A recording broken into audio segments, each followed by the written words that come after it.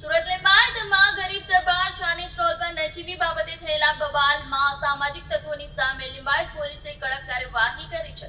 પોલીસે સીસીટીવીના આધારે તપાસ કરી આરોપીઓને અટક કરી ઘટના સ્થળે લઈ જઈ રિકન્સ્ટ્રક્શન કર્યું હતું. લિંબાયત વિસ્તારમાં ગરીબ દરબાર ચાની સ્ટોલ પર નજીવી બાબતે લઈને થયેલી તકરાર બાદ પોલીસે તાત્કાલિક એક્શનમાં આવી કડક કાર્યવાહી હાથ ધરી છે.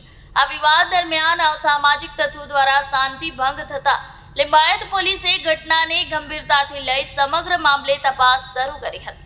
પોલીસે ઘટના સ્થળે લાગેલા સીસીટીવી કેમેરાની ફૂટેજના આધારે આરોપીઓની ઓળખ કરી તેમની અટકાયત કરી હતી. પોલીસે આરોપીઓને બનાવના સ્થળે લઈ જઈ સમગ્ર ઘટનાનું રિકન્સ્ટ્રક્શન પણ કર્યું હતું, જેથી ઘટનાક્રમની સંપૂર્ણ હકીકત બહાર આવી શકે.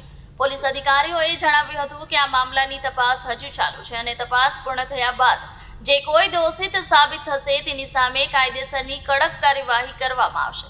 પોલીસની આ કાર્યવાહીથી સ્પષ્ટ સંદેશો ગયો છે કે કાયદાનું પાલન કરનાર સુરક્ષિત રહેશે અને કાયદો હાથમાં લેનાર સામે કોઈ પણ પ્રકારની ઢીલાસ રાખવામાં નહીં આવે.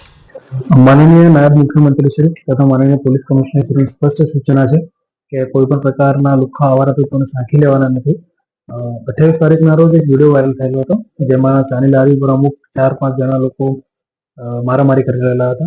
લિંબાયત પોલીસે ગણતરીના કલાકોમાં ચારે આરોપીને પકડીને જે બીએનએસની કલમ 118 અને 115ની મારામારી વિધેયકના ગુના દાખલ કરેલા હતા. આજ રોજ તેમનું તે જ જગ્યાએ તે સ્થળ ઉપર એમણે મારામારી કરી હતી.